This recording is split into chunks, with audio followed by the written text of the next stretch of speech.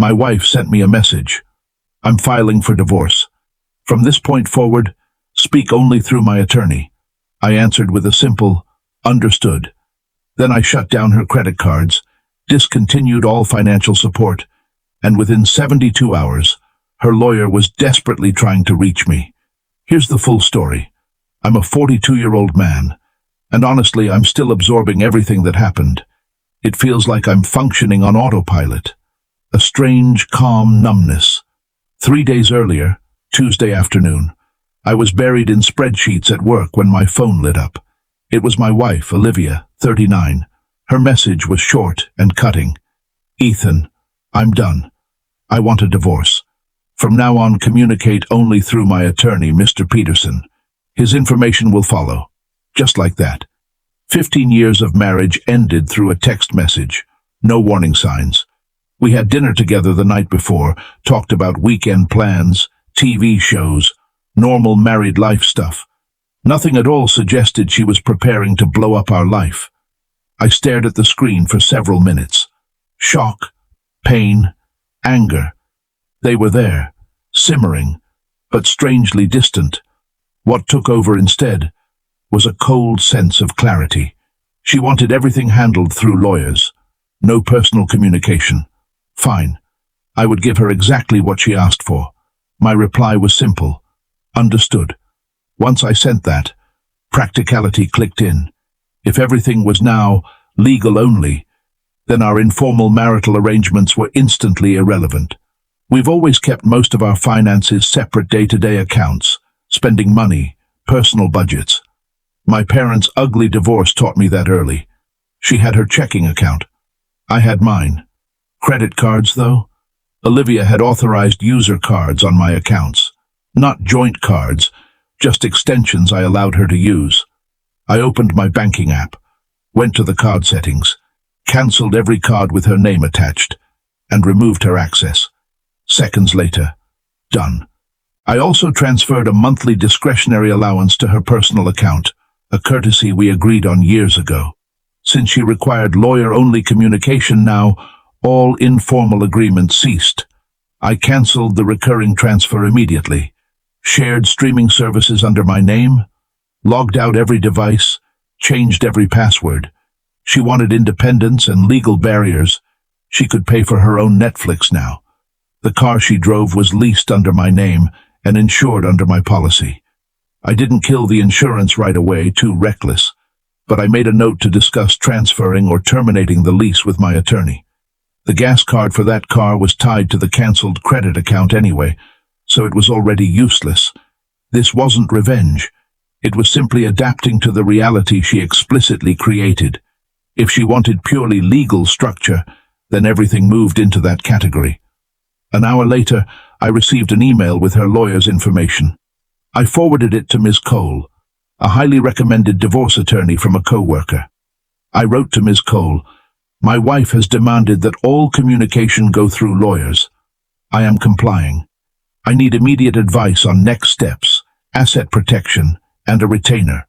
Finished my workday, went home. The house was quiet. She must have packed and left while I was at the office. Despite everything, I slept surprisingly well. Fast forward 72 hours, Friday afternoon. Unknown number called. I already knew who it would be. "Hello, is this Ethan? Last name?" The voice was sharp, irritated. "Yes, this is Mr. Peterson. I represent Olivia. Last name. My client is experiencing certain difficulties."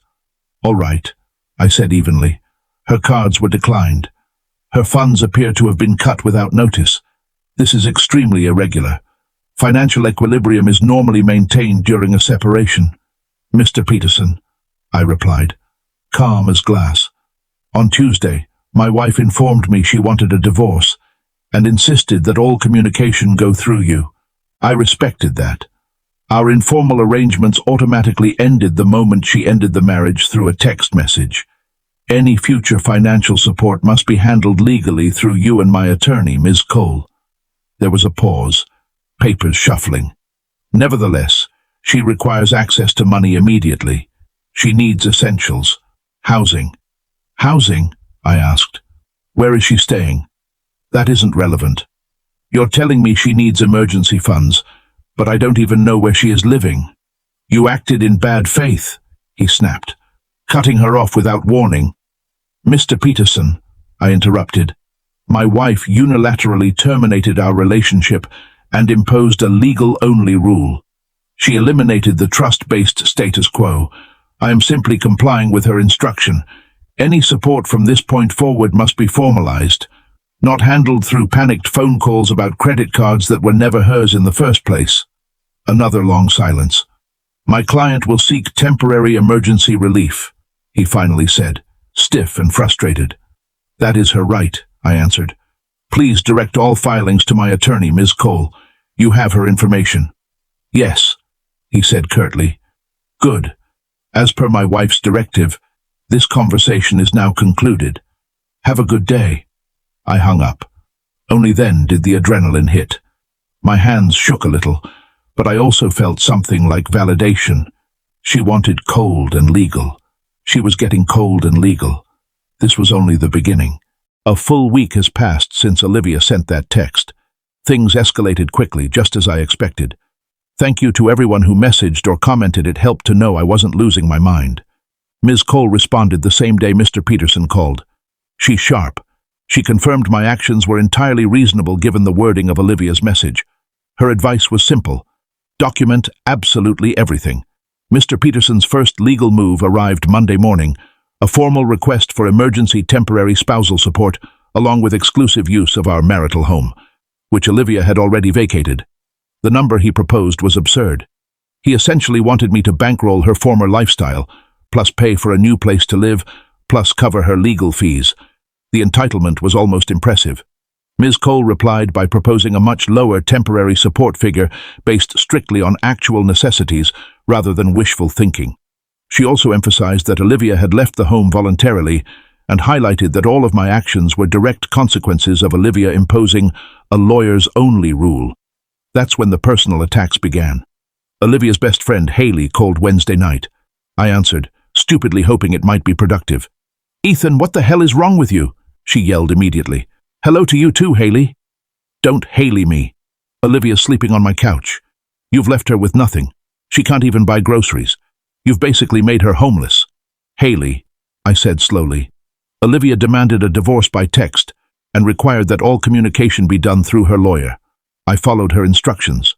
You know she barely works. How is she supposed to live? She's terrified. Olivia's part-time graphic design work brings in just enough for pocket money, something she always framed as a hobby. And before speaking to me, she went straight to an attorney and launched this lawyers-only approach. So I repeated, any financial issues need to go through Mr. Peterson and Ms. Cole will respond. That's the process Olivia chose. That's cruel, Haley spat. After 15 years, she was emotional. People make mistakes. Instructing me to never contact her directly wasn't a simple mistake, I said. Hiring a divorce attorney before even talking to me wasn't a mistake either. Silence. Then, she deserves support. You always provided for her. And I would have been willing to discuss arrangements reasonably if she hadn't blown everything up with zero notice. She set the rules. We are following them. She'll take you for everything, Haley said viciously. She can try, I answered. Legally, through attorneys. I'm not discussing this further. I hung up. So apparently, I'm the villain for following her instructions. The victim narrative she's spinning is incredible. Then something else happened. I received a fraud alert from my bank. Someone attempted to withdraw funds from an old joint savings account, not one we use. It was a dormant account we had opened years ago and forgotten about with only about $500 sitting in it. Olivia must have found the debit card and tried to empty it. The bank flagged the sudden activity and froze the account pending review. I went in, explained the divorce situation, and had them lock it until legal distribution. It wasn't about the $500. It was the attempt to quietly bypass the legal process she herself insisted on. Ms. Cole said this incident actually worked in our favor. It supported the argument that Olivia wasn't simply a dependent spouse waiting helplessly. She was actively trying to access funds through back channels, despite demanding that everything be handled through attorneys. Now we wait for the emergency support hearing. Olivia is still at Haley's place. I suspect Mr. Peterson is starting to realize his client expects fantasy-level financial treatment. The shock has faded. What's left is determination. This is going to get ugly. Things somehow managed to get even messier. Shocking, I know. We had the emergency support hearing last week. Olivia showed up looking exhausted and refused to make eye contact with me. Mr. Peterson launched into a dramatic speech about how Olivia was destitute and how my malicious financial abandonment had ruined her life. Ms. Cole stayed calm, professional, and devastatingly precise. First, she presented Olivia's original text demanding a divorce and insisting all communication go through lawyers. Then she showed bank records proving that I cancelled only the cards and transfers tied to my accounts after receiving Olivia's message, nothing more. She demonstrated that I was still covering all major fixed expenses: the mortgage, utilities, the car lease, insurance, everything foundational. Then came the kicker. She also revealed Olivia's attempt to drain the dormant joint account after insisting all communication must be legal only. She also showed documentation of Olivia's part-time income, proving she wasn't destitute. She just no longer had access to the discretionary spending she'd grown accustomed to. The judge did not seem impressed with Mr. Peterson's theatrics. He asked Olivia directly why she hadn't spoken to me before involving attorneys. She mumbled something about feeling intimidated. The judge's expression said everything. In the end, the judge ordered temporary support much closer to our proposed amount than theirs. Enough for basic needs and a small contribution to legal fees, but nowhere near her demanded lifestyle maintenance.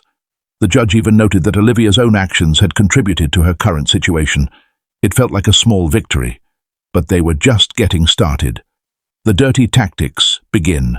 The following week, everything took a darker turn. Dirty trick number 1, a false HR complaint. My HR department called me in about an anonymous report alleging improper use of company systems for personal legal matters and erratic behavior, suggesting instability. Total fabrication. Luckily, my boss trusts me. HR reviewed everything, found nothing, and dismissed it. Still, it was a line crossed. Ms. Cole told me to document the incident. She said it demonstrated a pattern of spiteful behavior useful in court. Dirty trick number 2. Olivia's mother called. She was sobbing, accusing me of ruining her daughter's life. I explained as calmly as possible that Olivia chose to handle the separation exclusively through attorneys, so I was simply respecting her wishes. I was called heartless and hung up on. The pressure campaign was relentless. They expected me to crack and resume financially supporting Olivia like nothing had changed. But if anything, their tactics clarified my next steps. Time for proactive legal action. Ms. Cole and I began securing every vulnerable point. The car. Ms. Cole sent a formal letter to Mr. Peterson. Since temporary support was now established, Olivia would need to handle transportation within that budget. She must either qualify to take over the lease or return the car. I stopped paying for the next billing cycle. The insurance coverage which I had maintained would end 30 days later. All legal, all documented. The house. Since Olivia had voluntarily moved out and the judge hadn't granted her exclusive use, Ms. Cole filed for my exclusive use of the home. We also began the valuation process for eventual sale or buyout. A buyout was unrealistic for Olivia, given her financial situation. Financial transparency. Ms. Cole pushed for immediate full financial discovery. She suspected Olivia might be hiding savings or assets. Time to bring everything into the open. Harassment, documentation, every emotional manipulation attempt, every angry call, the fake HR complaint. I documented it all. According to Ms. Cole, this pattern could influence the final settlement and legal fee decisions. Then Olivia broke her own rule. She texted me directly, "Ethan, you can't take the car. How am I supposed to get anywhere? Please stop this." I took a screenshot and forwarded it to Ms. Cole. Then I replied, "Olivia, per your instructions dated, date. All communication must go through Mr. Peterson. Please contact your attorney." Silence. This was spiraling for her, and she realized it too late. It's been around 7 months since Olivia sent that text ending our marriage. The divorce became official last month, and looking back, it feels like the entire ordeal dragged on for years. Here's how everything resolved. The following 6 months were nothing short of legal trench warfare. Mr. Peterson stalled constantly. Olivia leaned hard into her victim narrative. She rejected every reasonable settlement offer we made. She seemed convinced she was entitled to maintain her lifestyle without contributing anything. The car saga. This became a major battle point. Olivia couldn't qualify to assume the lease. Her income simply wasn't enough. At the same time, she refused to return the car voluntarily. Mr. Peterson argued that she needed reliable transportation. Ms. Cole countered that the temporary support order already accounted for basic transportation and that the deadline for taking over the lease had passed. Following the legal process, I notified the leasing company that I wasn't responsible for further payments and that the vehicle was being used by someone no longer authorized under the insurance. 2 weeks later, the car was repossessed right from outside Haley's apartment. Haley and Olivia's mom called me in a panic. I ignored both calls and forwarded the attempts to Ms. Cole. Olivia was furious, but she had been legally cornered by her own inaction. The house. I secured an exclusive use order. The house sold relatively quickly. The equity went into escrow while we negotiated division. Olivia fought for a larger share, citing economic disadvantage. But financial discovery changed everything. When Ms. Cole pushed hard for complete transparency, Olivia was forced to disclose all her accounts. Turns out she had a separate savings fund from her parents and a handful of inherited stocks she forgot to mention earlier. Not millions, but significantly more than the $500 she tried to drain from the dormant joint account. Mr. Peterson tried arguing that these were separate property, but Ms. Cole proved there had been commingling and that marital funds had indirectly supported those assets. The anonymous HR complaint. Though we never proved it was Olivia or Haley, the judge commented on the timing and nature of the complaint during proceedings. We didn't get damages, but it contributed to the overall impression of bad faith tactics from Olivia's side. The final settlement. We settled just before a fully contested trial. The judge made it clear he was running out of patience with Olivia's games. Faced with the possibility of a worse outcome and potentially being forced to cover my legal fees, Olivia finally agreed to terms. Here's what the final deal looked like. House equity, split almost evenly, with a slight advantage to me due to her hidden assets. Stocks, divided as marital property, since commingling was proven. Her small personal savings, she kept those. Spousal support, limited to 2 years, rehabilitative only, far less than she demanded, strictly intended to help her transition to supporting herself. Legal fees, each person paid their own, an enormous win for me. She had aimed to drain me financially. Instead, she ended up with a basic, temporary safety net. Aftermath. Olivia now lives in a small apartment and works more hours. She complains about money constantly from what I hear. Haley eventually pulled away. Apparently Olivia became a long-term burden, not a short-term guest. Her parents are likely helping her financially again. Did she apologize? No, not even close. She still can't understand why I didn't just continue supporting her after she detonated our marriage. The entitlement runs deep. As for me, the last 7 months were brutal, expensive, and emotionally draining, but I came out better. I kept my job, my integrity, and a fair share of the assets. I learned I can stay level-headed through chaos. I'm spending more time with friends, going to the gym activities Olivia always resented. The house is peaceful now, quiet in a good way. There was no dramatic Hollywood revenge, just slow, consistent, logical boundaries, letting Olivia experience the consequences of the rules she herself imposed. And honestly, that has been satisfying enough. Thanks for letting me vent. It helped more than I can say. Now it's time to move on.